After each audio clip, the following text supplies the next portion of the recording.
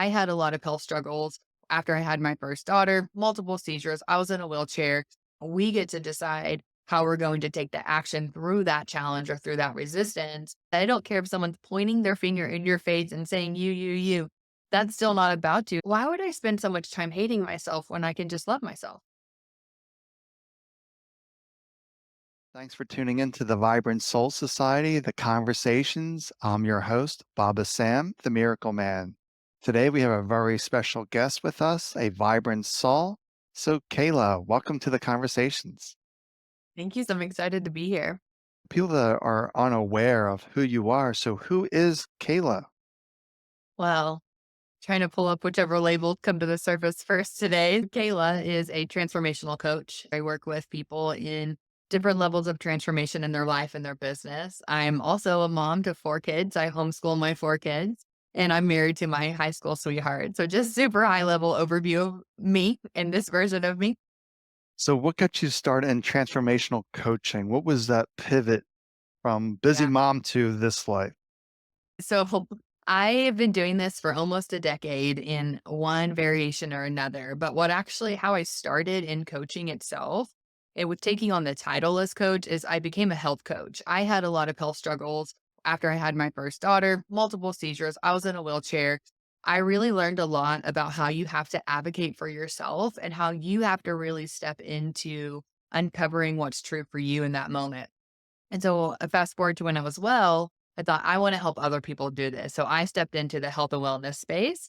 And what I noticed is that in that space, it didn't matter what we were talking about. We always came back to the same thing. That was emotions, that was triggers, that were different things, blocks that we had internally that we absolutely had to work through, or we weren't going to be able to move forward. So that shifted from the health and wellness space to what I do now in creating these spaces that I do to help people heal internally.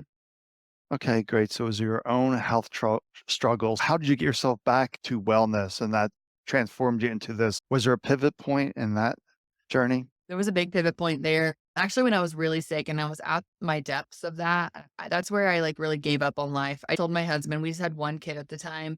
I told my husband I was done. I was like, I don't want to live anymore. I feel like a burden. It's too much for me. I'm in a lot of pain every day. It's too much for you. We're really young. You'll be better off without me.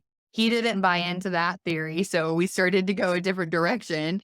And that's when I started to do a lot more holistic remedies. So I stepped out and I did the Gerson therapy and I got well and I was symptom free within a couple of months. So it was a powerful experience for me. But in that, what I realized was I had a choice. I could continue to identify with my illness because what I had was Lyme disease. People really attach to that label of being sick. So I realized that I had a choice. I could attach to the label or I could release the label and really allow myself the opportunity to heal. Now, just because you release a label doesn't mean that everything changes, but it does change our relationship and attachment to it. That was a real big pivot and turning point of awareness for me.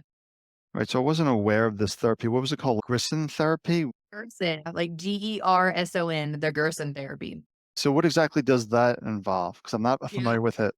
Yeah, it's a therapy that's used for people with cancer, and it's not legal. There's no legal clinics here in the United States. You have to go outside of the United States to go to a clinic for it, but you can do it on your own because you're just juicing multiple times a day, like doing fresh juices 13 times a day. You drink this soup called Hippocrates soup, take all these different supplements that help support your body, and you do coffee enemas 4 times a day. That was my routine for months. Wow. And that created that big shift. So, there was no mindset work or anything of that nature. It was strictly No. juicing. For me, where the mindset work, I feel like I'm at an advantage in my life and my experience is that I'm always questioning my mind. I'm always questioning my experience through my mind. So of course that naturally happened of me questioning that experience and that release of identifying with something and realizing there was choice and choosing to go down that path of healing as well and really go down it. So that was something that organically just happened. And I think that's really a key pivot point for a lot of people is to be curious, like what's going on here? Because a lot of people that are attached to this label, they don't look beyond it. Like, really, what's going on? Why is this label my truth? Exactly. So, you were doing the mindset work in a way by questioning what's going on here. You probably question yourself a lot, like, what's with all this juicing and everything else? How's this making a difference? I've always been like that. I have that natural advantage. I've been like that since I was young. I always question why we do things in society. Even at a very young age, I would challenge my teacher in school, like, why are we doing it this way? Like, why is it? Well, that's what I've always done, but why? Why can't we do it a different way that actually helps the group? Because most of us aren't learning that way. I've always constantly been pushing back against the status quo. Right, and that's really important to push back on a status quo because I never did that until I stepped out. I was in that loop for 38 years that the doctors knew what was best for me. Exactly, right? In question, maybe they do, but also you know what's best for you too. And you have to be that one to come up with the decision to say yes or no to what's being presented to you. Right, but, most people just give all their power away that the doctor knows best, but it really needs to be this co-relationship that we're deciding Exactly. together. Yeah, exactly. So you got into this healing, you got rid of these labels. Then what was that pivot point where you said, okay, I'm going to help others do this? Because you can't obviously do Gerson therapy here, but you can do something. Exactly right. And so I never prescribed or, I didn't even do the Gerson therapy in my practice with my clients. I realized that it's your mind. A lot of this has to do with your decisions that you make and what you attach to. So I started in that direction. And I really started to see the power in detaching. At the time, I didn't understand what was happening. It was just evolving in that way. Then I started to see the patterns everywhere, patterns in this person, patterns in people in my life that weren't paying me to coach them, like all these different patterns on the detaching aspect of it, and really working with our mind, but also working with our experience as well. So it kind of takes it from a more expansive state and brings it into something that's more tangible, something that we can actually work with in reality versus just like, you need to get your mind right. You need to believe this. It's like, but why don't you believe it out? And then challenging that, I think, has been a really powerful part of my own personal journey. Right. And what you were talking about is really hard to make mind decisions or mental decisions when we're so busy up in the noise, the distractions. And one of the Yeah, things I like to do for individuals is help them learn to be present. mhm, absolutely. Because if you're not present, you're just lost in thoughts. Exactly. And the thoughts are running you. You're on the thought train, is how I like to describe it. That thought train's always there, but you get to decide if you're going to jump on it and just go or if you can allow it to pass by. Absolutely. I call it the head trash. We get mired in our Yes, head trash and we need to that's right. throw out the garbage and live the life that we want to live. Exactly. Yes. What are the kind of things you do to help individuals step into who they are? One thing that I do is I've created this method based off of the people I've worked with and my experiences, and it's called the TRM, the trigger response method, that actually walks people through how to go from their trigger to their response. Because everything in our life is made up of what's in between, from our trigger to our response or reaction. And most people don't like the reaction. I work in that modality a lot in different ways. And we talk about triggers. Within that, we talk about radical responsibility, how you're responsible for everything that's happening in your life. And also being completely and totally honest with yourself, which is not something we do often. We're not honest with ourselves and we're not honest with others. And so we really step into high levels of honesty that we're not used to and are really uncomfortable. And radical responsibility is a challenge for a lot of people. It's easier to be a victim than to take Oh, yeah. ownership. How do you get that switch to flip?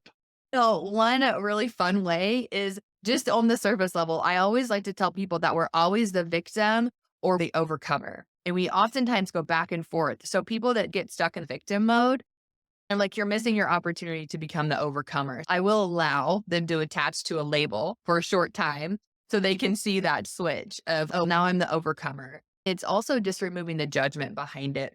Oftentimes we stay in the victimhood, we stay in that victim space because we're judging ourselves so harshly. And so now we're like, oh my gosh, here I am being the victim again. Of course, I always do this. Oh my gosh, I can't get out of it. Or all these people are always attacking me, me. And then we judge ourselves for it for whatever reason.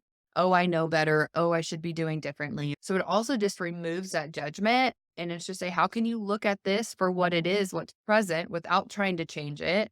Just a different action without the judgment. And when we remove the judgment from it, it's remarkable how much of it dissolves. Because people don't realize the impact of judgment, of criticism, or what that is doing to themselves. I know from my personal experience when I was constantly judging and criticizing myself, I created autoimmune diseases. Your body will flare up. Your body will react for sure. And that's definitely an emotional trigger that we're not even aware of. That judgment is an emotional trigger. I can tell most people when they're walking by a mirror, they're saying some kind of judgment about your hair's not right. Why'd you wear these clothes? So how do you get them to even like a mirror test? How do you get them to see themselves in a non-judgmental way? Yeah, I think a lot of it is questioning those beliefs. So I like to go with our conditioned experiences. Why do you believe what you believe? Why do you believe that your hair should be a certain way? Why do you believe that you should look a certain way? Why do you believe that this business or this level of what you perceive as success is the only way to have happiness? And as you challenge those beliefs, it starts to shatter or attachment starts to shatter. Then we can walk by that mirror and we're not shoulding all over ourselves of how we should look. We're just allowing ourselves to be present in that very moment. So really to me and in my practice and in my modality, it's always about the challenge. Right? What's the current challenge they're facing? You were saying should, I just reminded you of Louise Hay. She wants that to remove that completely from our vocabulary. That's another Yeah. subtle judgment that we don't think anything of it, but it's that critiquing of self. But once again, it all comes back to what we were saying before, radical responsibility that this is your life, this is your creation. Yeah, exactly. And if you want to change it, then you have to change it. So yes, there'll be external situations that maybe create more resistance for us, but we get to decide how we're going to show up in that. We get to decide how we're going to take the action through that challenge or through that resistance. And we're either going to succumb to the victimhood or we're going to step into that version of overcomer within us. Right. Do you teach your clients anything about spiritual practices like meditation or mindfulness, or basically just constantly reflecting on the mind? Yeah, I like to do if my clients are I like to lean into what my clients are already doing. A lot of times what I really challenge them to do because most people aren't quiet, right? We're just not quiet. So I challenge my clients to step into some levels of meditation, but not guided meditations, just being with yourself and observing your thought. That's the big one. And then detaching from it along the way. That's a big practice I like to do with my clients as well. But the biggest one is just utilizing the mind. So not outrunning it, not judging our thoughts, not suppressing them or pretending they're not there. I love, love, love, love, love to get down and dirty in the mind and using it to our advantage to separate from that experience of judgment. It's back to the detachment that you were talking about before. Mhm. The thought train's always running, but you don't have to do that. Exactly. I also prefer quiet as well. That was my practice. Through 5 minutes of sitting quietly each day, I get to see that I have thoughts, but I'm not my thought. Exactly. If I'm not my thoughts, who am I? And so we get to those stages, right? I laugh because a lot of people come to me for business. That's what they think they want in life, just to grow their business. And I'm like, sure, come on, let's grow that business. And as we're doing that, I always say there's no better reflection into your insecurities or your challenges or your beliefs or your thoughts than owning your own. It's a really beautiful way to go very, very, very deep. And then eventually the place we get to is that separation of self. They had no idea they were even on the path towards. Right? Because their business is a reflection of themselves. Their inner matches their outer. And we're gonna keep those habits and those routines that we have internally in our mind are always gonna be reflected in our external world. You need to change those habits if they're not supportive of you. Exactly. So you're talking about all these emotional triggers. You have a podcast on this emotional releasing this emotional revolution. I think we need more of this, that we're too caught up in our stories, our reactions, our emotions, and to detach and to step back is so important. Yeah. So what would you say if somebody that's completely overwhelmed with life, completely stressed out, where do you begin? Yeah, exactly. Well, I think there's a huge piece. So for a big example of that is actually a new client today. They were very much on the overwhelmed train, the degrading self type of train. And it's like, what do you want your experience to be different? How do you want this experience that you're living today to be different? And when you can just stop and you say, well, what's this low hanging fruit? If I could just change this one thing, what would that be? And within that one thing, it was less judgment. Of course, it's always less judgment. And so then we can pinpoint how do we stop that spiral by how do we stop the judgment? And if we create a little bit of separation from what we're spiraling about, then we can have a little more distance. Another analogy I like to use is we go from being in the VR headset to using a controller. Like if you're a gamer and you know my analogy, like if you're in the VR headset, it's direct point of view. You can't even see your body. But when you're using a controller, you're moving the character and you can see everything that's happening. So we start to put ourselves back with a little bit of distance. And another thing I like to do to get someone out of overwhelm is to help them understand why it feels so personal. Why does this feel so personal to you? Why does the attack of your spouse not taking out the trash or your boss not listening to you in a meeting or your kids misbehaving or people not responding on social media? Let me ask you why that feels so personal to you. And then when we start to take out that immediate ego reaction of it being personal about me, then we can also put some space in between ourself and another. Right, and that's a really important key is stop taking things personally. I mean, it's really hard to do that because we're taught to constantly take things personal, but we can't really influence people. We have to see that most people aren't thinking about you, so you don't need to Mhm. take it personal. They're also in their emotional triggers. Exactly. That's what I tell people. I said, I don't care if someone's pointing their finger in your face and saying, you. That's still not about you. It's always about the other person because they're coming at it from their perspective, their point of view, their conditioned response. And you can't be in control of that. But that doesn't mean we're not responsible. Our actions do cause reactions in the world, but it doesn't mean that we have to be responsible for somebody's perception or what they're doing or not doing. I like the way you said the reactions in the world. You're just finding the emotional triggers within each other, and that causes a lot of chaos. Exactly, especially if you're bought into it. And that's another thing too. You asked that question about how you would help somebody who was living in constant overwhelm. And then it comes down to what are your expectations? Like, why are you driving yourself? One big thing I like to do with clients is help them understand their payoff. What's your payoff of staying in overwhelm? Because if you're constantly staying overwhelmed and leaning into victimhood, and that victimhood is feeding you in some way or another, you are getting something in return. That's your payoff. It may be negative attention, but you're getting attention somehow. Why are you doing that? And what is it feeding you? How can you feed yourself a different way? How could you get what you think you need in a more supportive way that supports that future version you're working towards? I really like that. That's a good word, payoff. What's the reward in it for you? What are you getting Yes. from it? Yes. I talk a lot about payoffs. I have a lot of resources on payoffs specifically because I think it's overlooked in our healing journey is because we go from our root, we say, why is this here? Well, of course, this is likely rooted back in childhood. It always is almost always rooted back in childhood. And then we confirm it throughout our life. And so, okay, well, this root's here for this reason, and I'm feeling this way because of this. Part of my TRM, asking yourself, what am I gaining from keeping it around? Because I'm getting something from it. I think it's something that's often overlooked. We jump straight to, well, how do we release it? You can't release something you don't know what you're getting from it. You don't know what you're gaining. So you don't even know what you're releasing yet. You just think you're releasing this negative behavior or what's perceived as negative, but until you know the little bitty positive thread that you're getting in return, it's going to stay around and keep showing up in so many different ways. Exactly. The life is just mirroring your belief system and your thoughts and chaos and whatever it may be. That's the life that you're creating. But once again, it comes back to personal responsibility, realizing you're it. You are the creator of your reality.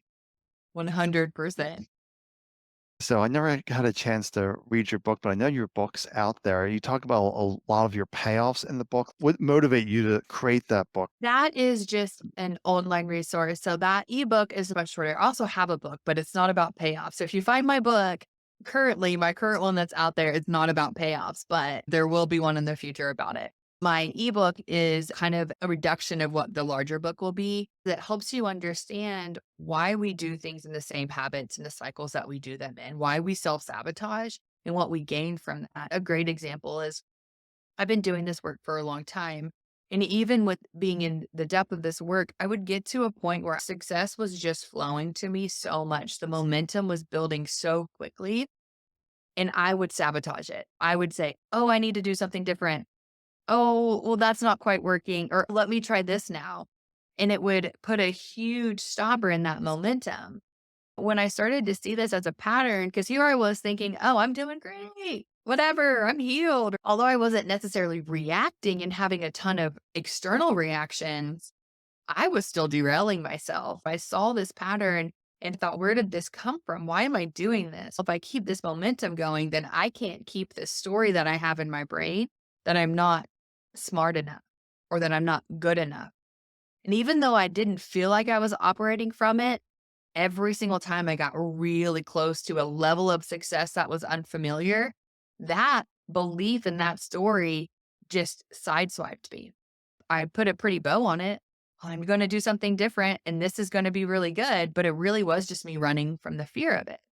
And so I didn't understand that what I was gaining was protection from this level that I was so unfamiliar with. I didn't actually think I deserved or could sustain.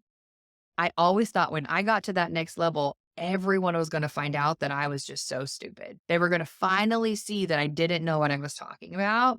And it wasn't until I realized that story was ingrained in all the things I was doing that I finally released it. I had to do some work around it, but it was something that you don't know until you look, until you question. That's a payoff we don't often think about. We think we're fine and healed and operating well. And then when we really look, we see a pattern we were unable to see before. We see what we were getting from it and how we can release it. So you're always rushing to the next thing to try to prove yourself. But I think there's also an element in there you need to develop some kind of patience as well, because you're too rushing and to slow down, say, what's going on here? What's the story? Mhm. How do I slow this down? How do I be a little more aware? I was just having a conversation. Flying by the seat of my pants has got me really far. It is part of my personality. It is a character trait I have. It's gotten me really far to this point in my life.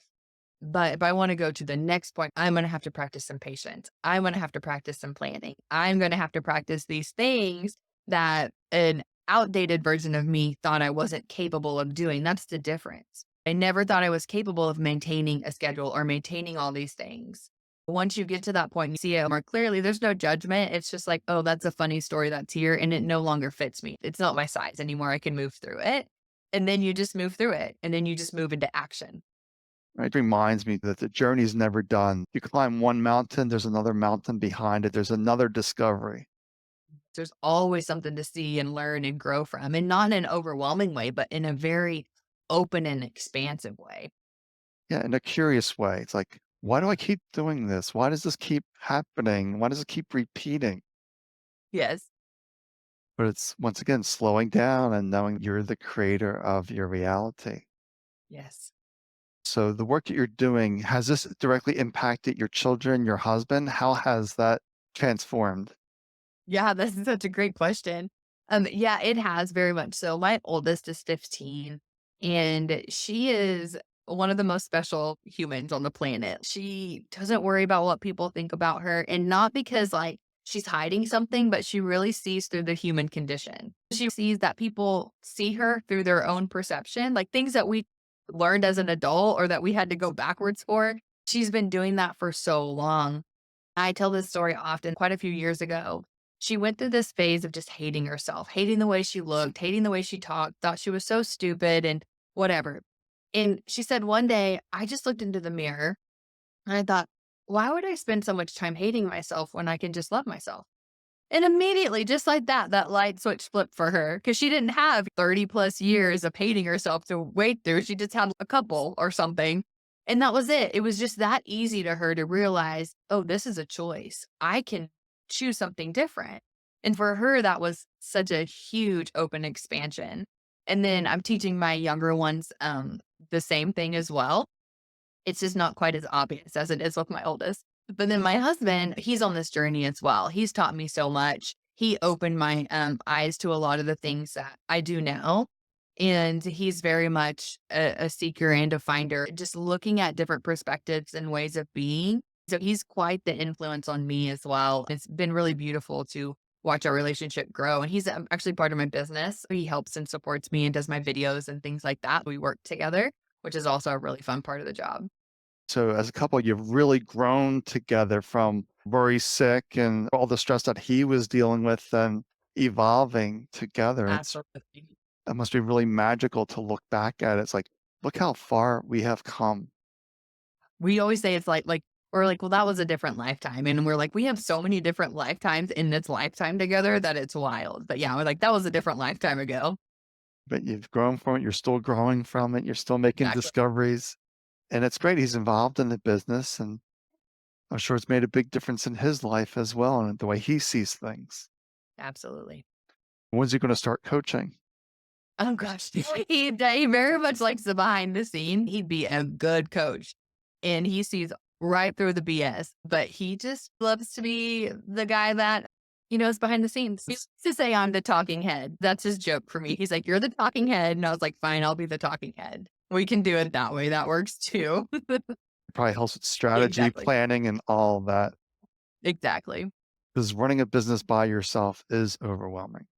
It's very overwhelming. There has to be a lot of support, especially I have my kids at home. I homeschool them. And so there has to be a lot of support in different ways for us to be able to make it work, especially when you get to the point in like I'm my business where it's growing rapidly. So I have multiple people that help support me in different areas of my life. Oh, that's great. What's some kind of other nuggets that we haven't talked about today that you think are very important for somebody that's dealing on this unpreferred life, we'll call it? I think one of the big things, especially kind of pulling all the different things we talked about together, would go back to that concept of being very truthful to yourself and really telling yourself the truth. No longer hiding from it, no longer saying what you think you should be doing or what you think the expected answer is. Really getting real and honest with yourself about what you want out of life.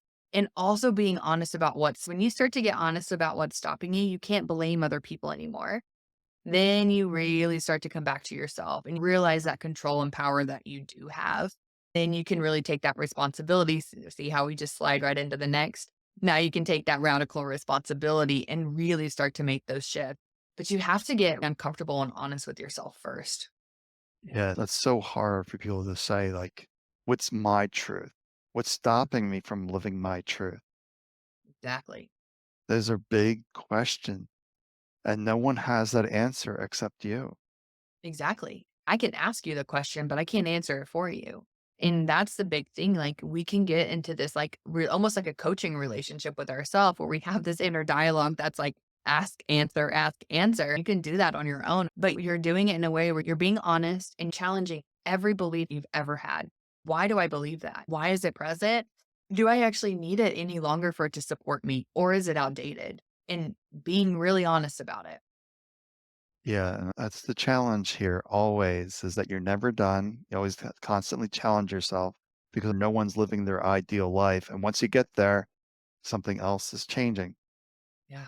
And then also, I think another thing too is it's almost paradoxical because I like to talk about being content. You can be completely content with where you are now. But being content with where you are now doesn't mean you're not going to grow and expand. It just means you are in the present moment. You're in the present moment and you're content with what's happening and you're not judging it and you're not resisting the present moment. By not judging or resisting the present moment and just setting into a level of contentness, we can actually move through. Then we can step into a place of like, oh, if I can be happy now, what's that more expanded version of happiness? And what's that next level? And then we move into it, and that momentum moves into that direction instead of shame and guilt. And I should be further than I am. And oh my gosh, this isn't going the way I want, or why am I like this? It's just like, this is what's here right now. What do I want to be here tomorrow? Right. And that's one of my biggest personal challenges, the present moment contentedness. I know that all is well always. So it's always trying to find that motivation to do something. Yeah. Right. Like, so where does that energy get generated? And that's what I think a lot is our conditioned response for growth comes from fear of not being good enough or fear of who we are today. And that's where we'll be stuck. I think when we do it from a place of love and openness, it's so much more motivating because it's like, wow, this is already this great. How much more great or how much greater can it be tomorrow? right? And so then we start to shift the dynamic of where we operate out of, where we generate from. Where are we generating from? Our emotional triggers? Are we Mhm. stepping back in the place of ownership and power? Yes. That's really an important key that we have to slow down, stop once again, and say, where am I reacting or perhaps responding? I think it's a better way. Yes. We want to respond and not react. So, how can people get in touch with you? I feel like I'm everywhere. If you throw a stone on any type of social media platform, you'll find me. I do have my website, and that's a way to access me in all places. That's Kayla Burch Coaching. Instagram is Kayla Burch. YouTube, Kayla Burch Coaching. And I do have my new podcast that, or a couple of episodes into it, and that is the Emotional Revolution podcast, and that's on all streaming services. Well, I really enjoyed having you on the conversation. Thanks for joining us today, Kayla. Thank you for having me.